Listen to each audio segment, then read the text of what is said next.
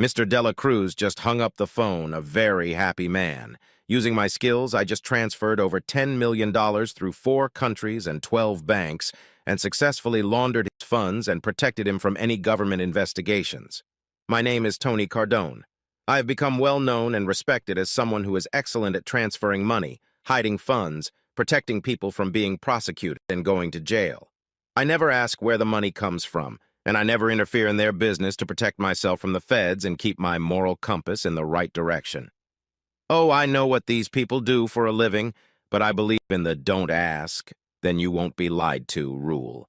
The work I do has brought me a good amount of money, and using my own strategies, I have 16 bank accounts in 8 countries, 10 crypto wallets, and a company that owns my house, cars, pays all my bills and expenses. I get a salary from the company of $50,000 a year, which I use for unexpected expenses. The company makes a small profit each year to remain legitimate in the eyes of the tax man.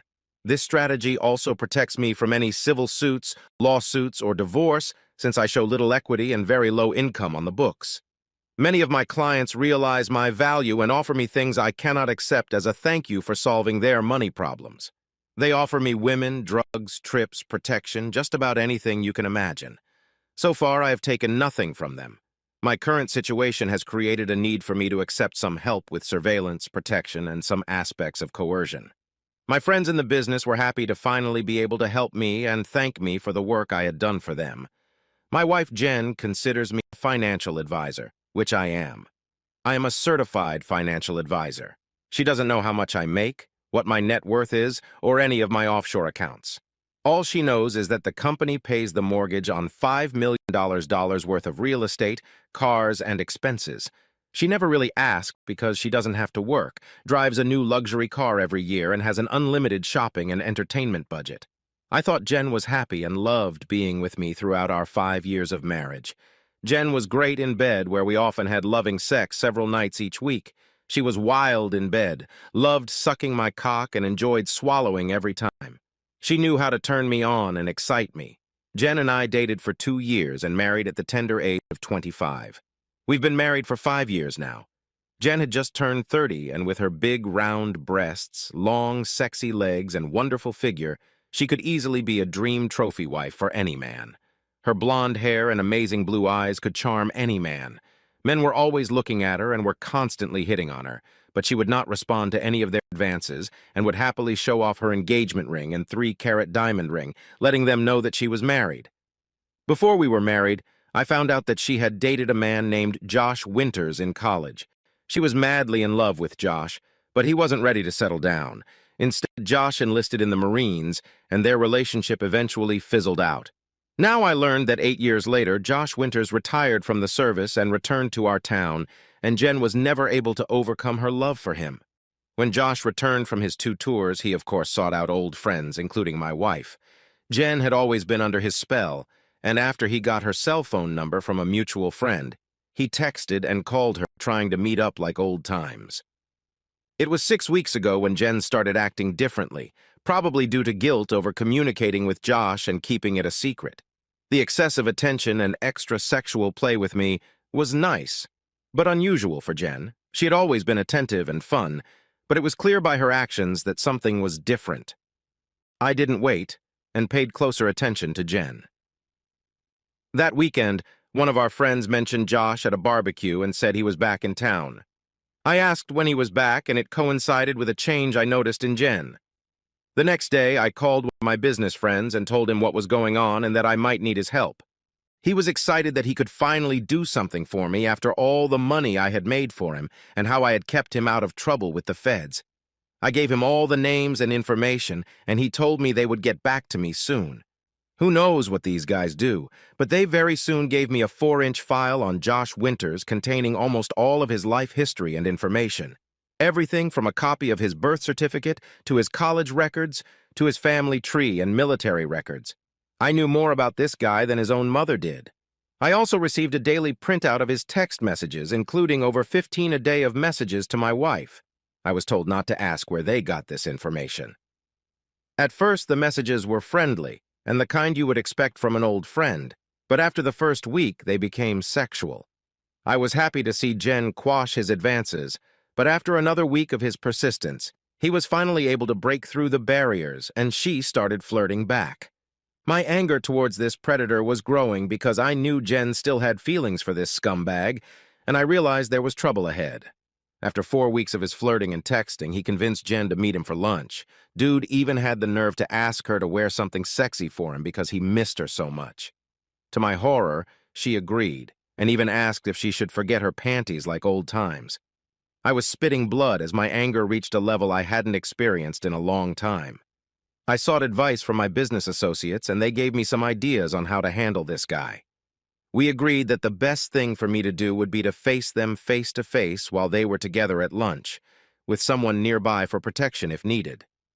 Of course, we knew exactly what time and where they would meet from my friend's surveillance team that was helping me with this problem. Thursday. I walked into the restaurant and found them sitting in a secluded area. Jen was wearing a sexy dress with a very deep neckline and no bra, which sent me into a frenzy again. They were sitting with their backs to the restaurant, sitting together on one side of a private booth. They looked quite cozy. I saw a man, who I assumed was one of my bodyguards, following me as I approached their table. My wife and her beau both looked at me when I said hello. "Hi, Jen," I said as I slid across from them into the booth. The large man who had been following me was now sitting 3 tables away from me. Looking at Jen with a friendly smile, I asked, "Aren't you going to introduce me to your friend?" The scene was tense as I sat there looking into Jen's eyes. Josh looked at me with an expression of confusion, but my wife looked at me with a mixed expression of shock and guilt. They continued to sit side by side, holding hands on the table. After she realized what was happening, she tried to free her hand from Josh's grasp, but he was now holding it tightly, bestowing me with a smile that turned into a smirk, showing me that she was with him. That cocky bastard wasn't going to back down. "Honey, this is Josh Winters. Josh, this is my husband, Tony. I've never seen her so nervous." Josh seemed to find this amusing and didn't say a word, just kept bestowing me with an understanding smirk as if to say, "I've got your wife and there's nothing you can do about it, buddy." Wasting no time, I just looked at Jen and said, trying to remain calm, "I hate to interrupt your lunch, but I need to talk to my wife for a few minutes alone. Would you mind letting her out of the booth?" He reluctantly let go of her hand and stepped out of the stall, allowing her to step out. She stood up, clutching her purse to her bare chest, standing between Josh and me, looking scared and anxious. I took her hand and led her to the back of the restaurant, toward the restrooms. Still nervous and feeling guilty about being caught like this with Josh, she walked quietly without saying a word. I pulled her into the empty men's room and started talking. "Jen, you're not wearing a bra, and in that dress your boobs are just sticking out. You're dressed like a slut, and I don't understand why you're being so disrespectful to me." She stood there crying without saying a word. I then lifted the hem of her dress to make sure she really wasn't wearing panties. She saw my expression of horror and then fury. Holding the dress above her waist, I turned her around to face the mirror and forced her to look at the reflection of her bare pussy without panties. "No panties. Is this how you dress when I'm not around? Jen, what the fuck are you up to? Are you becoming the town slut? This is unacceptable behavior on the part of my wife." She screamed, pulling her dress down to cover her exposed pussy. "No, it's not what it sounds like. I know how it sounds, but I have a good explanation, and then you'll understand. I promise to explain." In a commanding and somber voice that she had never heard from me before, I spoke slowly, emphasizing each word. "Obviously, we need to talk about this. If you have any hope of staying married to me, you will do exactly what I say. If you don't, then don't bother coming home, as our marriage will be over. Right now, you're going to grab your purse, walk out of here looking straight ahead and not looking at your boyfriend. You're going to walk straight to your car, drive home, put the coffee pot on, and wait for me to return. I won't be more than 10 minutes late. You're not to text or call your boyfriend or anyone else until we talk. I'm going to talk to your beau and explain why you had to leave." I noticed she didn't make eye contact with me, and I assume it was because she felt guilty about being caught that way. "One more thing. When you get home, don't change your clothes and stay in that dress. I want you to wait for me just as you are now. If you don't fulfill my request, then don't even come home tonight. Then I'll call you later and tell you how things will develop from now on. Jennifer. Oh my God, what have I done? When Josh approached me, I was glad to know that he was safe and not in the military, as I had always worried about his safety. Josh was my first love, and it took me a long time to get over him after he left me years ago. We drifted apart, and even though the love between us was gone, I still thought about him. I know I love Tony, and he's been the love of my life since we met. I would never want to lose him or hurt him. That's why this sucks so bad. Damn, Josh started flirting and saying things to me that he knew would turn me on. He always had a way of getting me to do things and act like a schoolgirl, and I hated the fact that I couldn't resist. I tried to push him away, but his constant flirting and sexual messages wore me down until I finally agreed to meet him for lunch. Talking to him made me feel so guilty and mean. I knew I shouldn't do it, and that I should tell Tony about Josh coming back into town and the fact that we talked. But I kept it a secret, and I regret it more than I can imagine. Josh has a way of making me feel like I should be with him, and when he asked me to wear something sexy, I agreed. I knew it was wrong and that I shouldn't even go to dinner with him, let alone wear that dress, but I knew I would do it. What made me suggest coming without panties? Am I really that shallow and stupid? Yes, when we were dating, he always insisted I not wear them, and now that he'd asked me to lunch, it was like old memories had just come flooding back and become normal. I almost said no because I felt so guilty, but a text from Josh saying he couldn't wait to meet me led me down that path. It was hard not to tell Tony, but I just figured one lunch to remember the old days wouldn't make a big difference. Just for a couple hours, just for old time's sake, just like he said. Josh knew how to get me to do something, even if I didn't want to. I'll be honest. When I saw him at the restaurant, I felt my pussy get wet. He'd always made me like this, and I knew we had a special chemistry, and now he looked hotter than even I remembered. 8 years in the Marines had built a mass of beautiful muscle that any woman could dream of. My face flushed as he kissed me and helped me into a secluded booth. It was like old times. We laughed, and I felt like he never left. I felt happy and excited to be around him, and when he took my hand in his on the table, I felt safe and warm. We had only been there for a few minutes, laughing and having fun, when out of nowhere Tony appeared in front of us, and the next thing I knew, he suddenly sat down right across from us with a sadistic smile on his face that sent a chill down my spine.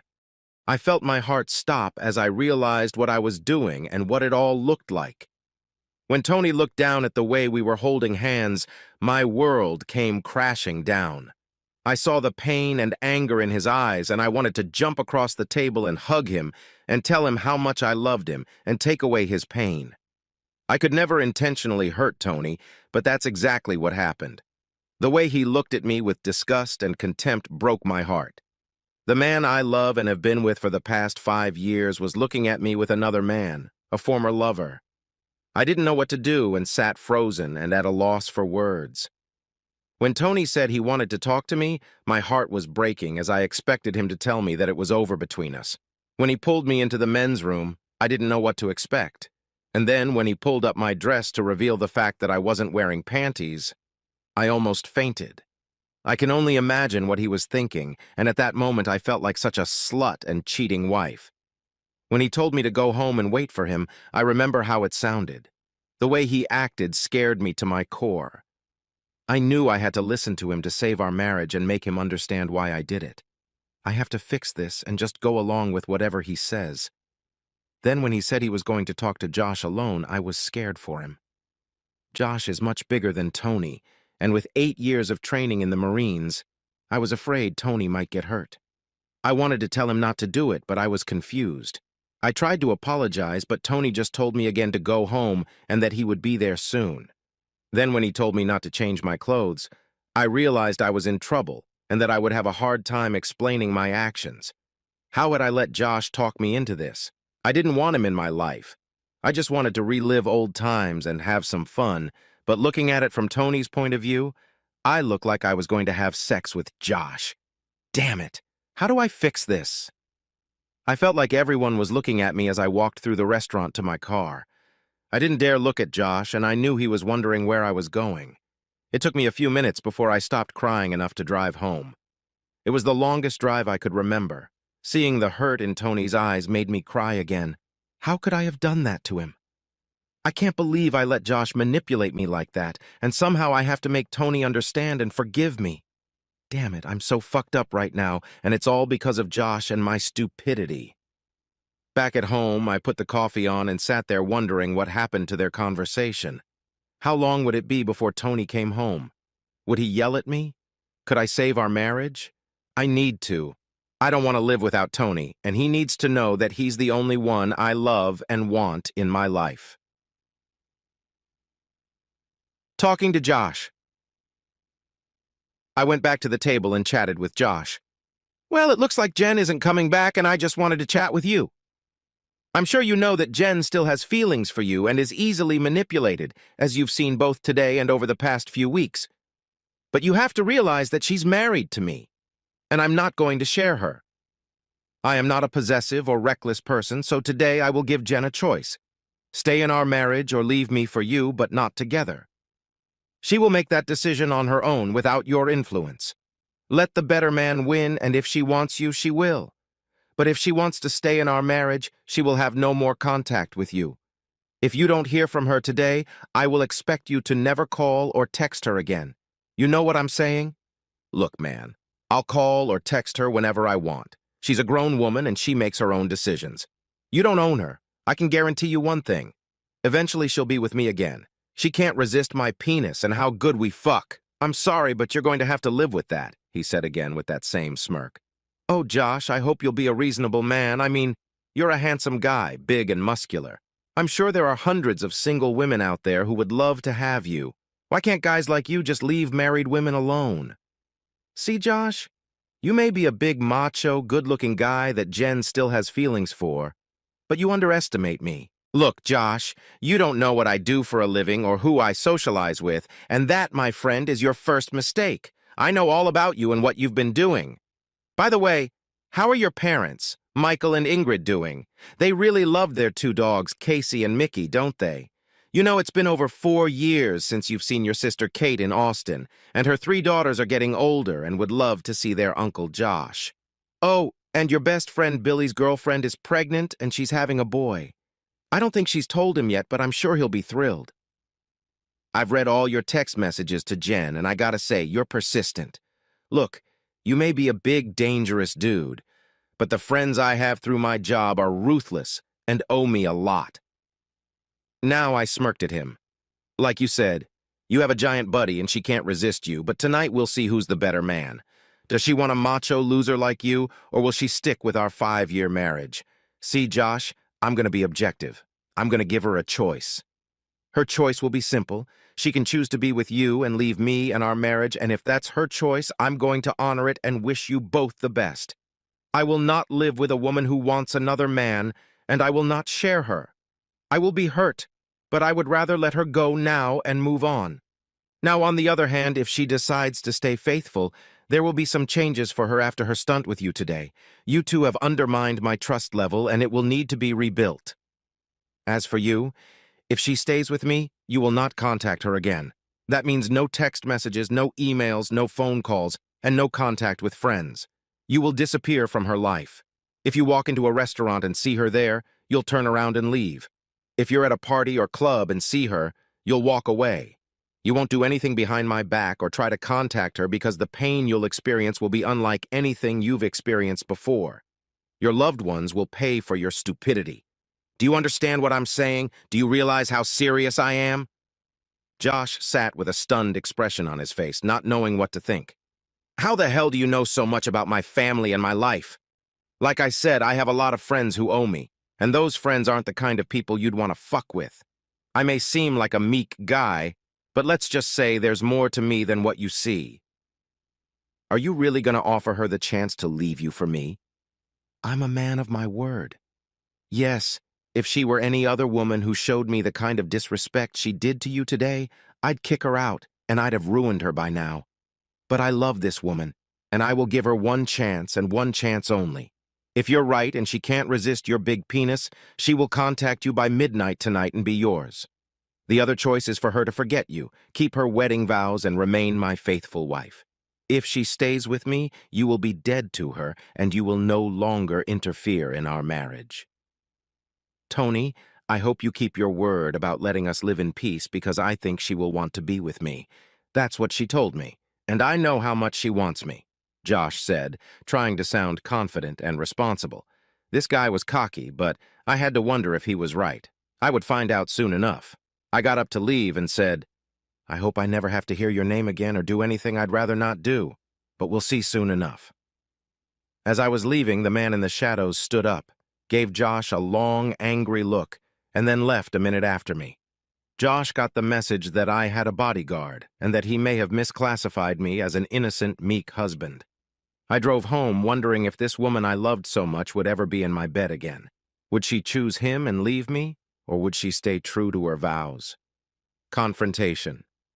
When I entered the house, it was quiet. She sat nervously at the kitchen table, drinking coffee with tears in her eyes. I poured myself a cup and sat down at the table across from her. Jen, I know everything, including all of your text messages to Josh. Before you ask me how I know, just keep in mind that I have a lot of friends from my business relationships who owe me a few favors, and these are people you'd rather not meet. Now, I know you're sorry, so please don't say anything because it's meaningless to me at this point. You betrayed my love, and today you did something I never expected or thought you were capable of. By putting him in front of me today, you showed your disrespect for me as your husband. You know me, and I will not live with a woman who disrespects me, our vows, and the sanctity of our marriage. You know there are many people who think that the definition of a cheating spouse is only when a spouse fucks her lover. Some people think that kissing or giving a blowjob is not cheating. But in my world, the mere thought of being with another man is cheating. Kissing, oral sex, and caressing go far beyond cheating and are not acceptable. The conversations you had with Josh, the sexy dress you wore without a bra showing off your boobs, your suggestion that you come without panties, the way you sat together holding hands. In my eyes, all of that individually, much less all of it together, is cheating. You gave your love and attention to a man outside of our marriage. Yes, obviously there was no kissing or oral sex that I know of, and that's the only reason we're still communicating and having this conversation. You should know that I will never share you with anyone, and I will not put up with a cheating spouse.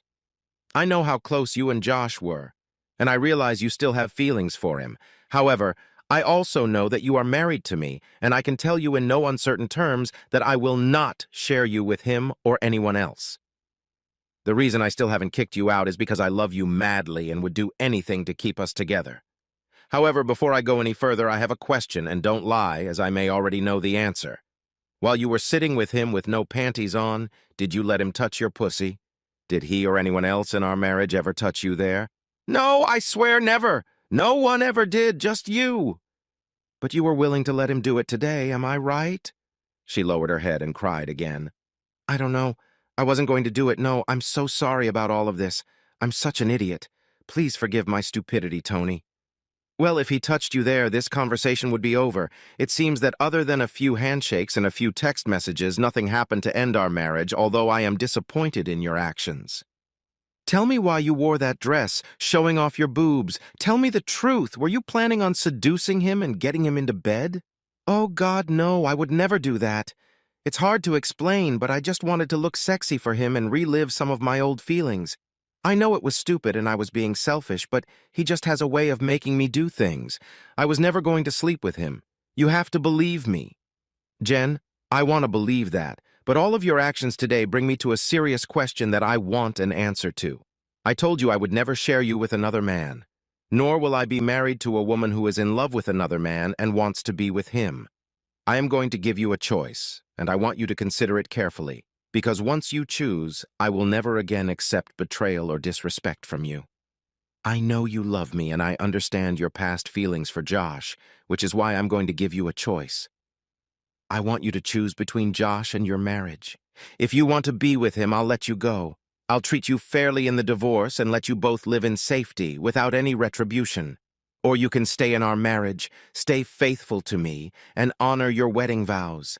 A simple choice with lasting consequences.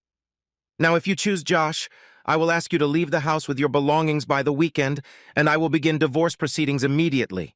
If you want to stay married, you will have no more contact with Josh. Not today, not ever. That means he will be dead to you. I then proceeded to lay out the same demands I had told Josh, to never be in the same place at the same time, and that I would know if that happened. She agreed without any hesitation. So, Jen, today, you have a get-out-of-jail-free card. This is a once-in-a-lifetime opportunity. You get to choose between your ex-lover and your loving husband. I'm going to take a shower, and when I get back, I want an answer. Choose wisely. Before I even left the kitchen, she blurted out, "Of course I choose you, honey. I love you, and I don't want anyone else." Jen, you betrayed me today. I heard what you just said, but I want you to sit here for a while and think things through. If we're going to stay married, you're going to need to rebuild the trust we once had. You'll also need to help me get over the pain and anger you've caused, which won't be easy.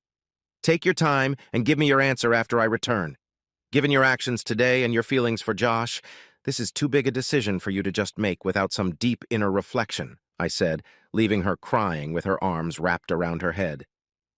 I took my time showering and getting dressed, and when I got back to the kitchen, she ran up to me, hugged me, and kissed me. "Tony, I will never leave you, and I will never do anything like this again. I promise I will make it up to you and be the perfect wife. I am your wife, and I want your children, so please don't leave me. You are the only man in my life. I love you," she said, kissing me and pulling me tighter to her than ever before. "Blessed is he who believes." We kissed and held each other for a few minutes, and then I carried her to our bed and reclaimed my wife. She looked at me when we were face to face at that moment and said, "I love you, Tony. Please take me." Then she pulled me closer and kissed me gently. We embraced each other in silence for an hour until the world around us disappeared. We were husband and wife again, and we both knew that nothing would ever come between us again. Josh, the next day. Damn! She didn't call me, so I guess she decided to stay with that asshole. I can't believe it. The way we got along and the way she acted really made me think she would want to stay with me. I know that if I had been able to get her into bed that day, she would have dumped Tony in a heartbeat. Once I give her my big penis, she will be mine again. Her husband really messed up my plans. Who is this guy, and how does he know so much about me and my family? Well, I'm not done yet, and I think I can get her back. I'm sorry, Tony, but you're gonna lose this girl. Tony, 3 days after the confrontation. A few days later, it still occurred to idiot Josh to text Jen, trying to convince her to dump me and be with him, which didn't surprise me. The good news was that Jen showed me the text message and didn't respond to it. I told her that I had already seen his text message and was glad she hadn't responded, and told her that showing me the text was a smart move to repair our trust issues. The next day, I sent Josh a text asking if his parents had been able to locate Casey and Mickey. Josh immediately called his parents and found out how hurt they were when they discovered they were missing. Josh realized that he had hurt them by contacting Jen after Tony had warned him not to. I made them disappear for a few days, well supervised, just so Josh would know how serious I was. Josh called me back right after talking to his parents. "What the fuck? What did you do? They better be alive or I swear I'll kill you, motherfucker." "Well, Josh, you're not gonna kill anybody. If anyone's gonna die, it's gonna be you, my friend. I warned you not to mess with Jen, but you did. I also told you that if you contact her, you'll feel pain like you've never felt before. It's just a little shake-up at first. Now I'm sure the dogs will be back soon, but let me be clear. This is your last warning. Don't ever contact Jen again. Do I make myself clear?" "Yes, but they better come back in good shape." "Josh, because you disregarded my words, I'll do whatever the hell I see fit, and you'll have to deal with the results of my actions. Now, since you just threatened me, they may come back in good shape, or they may not come back at all. I haven't decided yet, but your tone doesn't make me feel any mercy. In fact, now I'm not sure they're coming back at all. How does that sound, asshole? I wonder if Mom and Dad should know why their precious puppies are missing. Maybe I should call them. What do you think about that, asshole?" "Okay, I'm sorry. Please bring them back and I'll stay away, I promise." "That's better, but next time it won't be the dogs that disappear. Do you see where I'm going with this?" "Copy that, I understand. I promise I'll stay out of her life and you won't hear from me again. So when are they coming back?" "They're just coming home soon. Josh, you know I'm 1,000 miles away. I can't control everything, and these people I'm involved with have their own opinions, but I'll talk to them and see what I can do." "Josh, I really hope we never have to have another conversation again because next time we don't, you'll be dealing with much bigger issues. At 3 o'clock the next night, Josh's distraught parents cried tears of joy as their beloved dogs barked on their porch. They never knew what had happened, where they were, or that it was their son who had hurt them. Josh heard the news and was relieved when the dogs returned. He even sent me a one-word message after we got them back that said, "Thank you." Josh finally realized the situation, stayed away from Jen, and found a job in another city a few hours away. He tried to find out more about Tony, but was never able to find out more than the publicly available information that Tony was just a financial advisor. Josh realized that the information about Tony was sealed and decided to move on and start a new life without his old crush.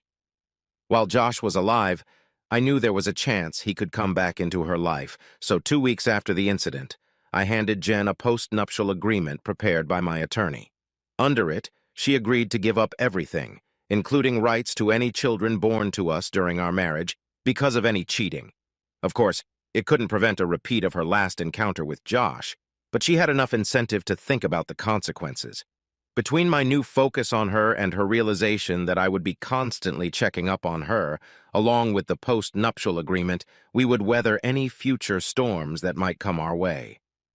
About a year later, Jen became pregnant with their first child, and now the couple was closer than ever. Jen realized how close she was to screwing up her life and dedicated herself to making Tony happy and strengthening the family. No one mentioned Josh anymore, and it was as if he never existed. One day could have broken everything forever, but Tony's love and bullshit attitude saved their marriage.